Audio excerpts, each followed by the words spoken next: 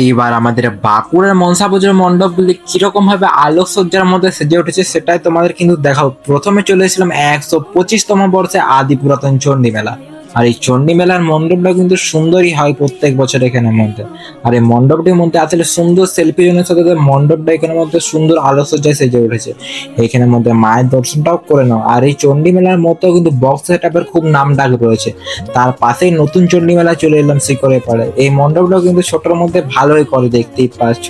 এখানেও কিন্তু লাইটের সুন্দর ডেকোরেশন রয়েছে। আর এর ভিতরে মা কিন্তু রয়েছেন, মায়ের দর্শনটা তোমাদের একটু করিয়ে নিয়ে আসি। এই যে দেখে নাও, এখানের মধ্যে মায়ের দর্শনটাও করে নাও। তারপর চলে এলাম নামতেলিগড়া। এখানের মতো কিন্তু সাউন্ড সিস্টেম এবং এখানে লাইটের গেট দুটোই কিন্তু চমক থাকে প্রত্যেক বছর। আর এই নামতেলিগড়ার এখানের মধ্যে মায়ের দর্শনটা তোমরা করে নাও, দেখতে পাচ্ছ। তারপর চলে এসেছিলাম কেরানীবাঁধের এখানের মধ্যে গড়াই পাড়াতে। আর এই গড়াইপাড়ার মণ্ডপটা কিন্তু ছোটর মধ্যে হলেও কিন্তু সুন্দর লাইট থিম দিয়ে ডেকোরেট করা হয়েছে, দেখতে পাচ্ছ। তার পাশেই রয়েছে বাগদিপাড়া মণ্ডপ। বাগদিপাড়ার মণ্ডপটাও কিন্তু ছোটর মধ্যে লাইট দিয়ে সুন্দরভাবে সাজানো হয়েছে, দেখতে পাচ্ছ।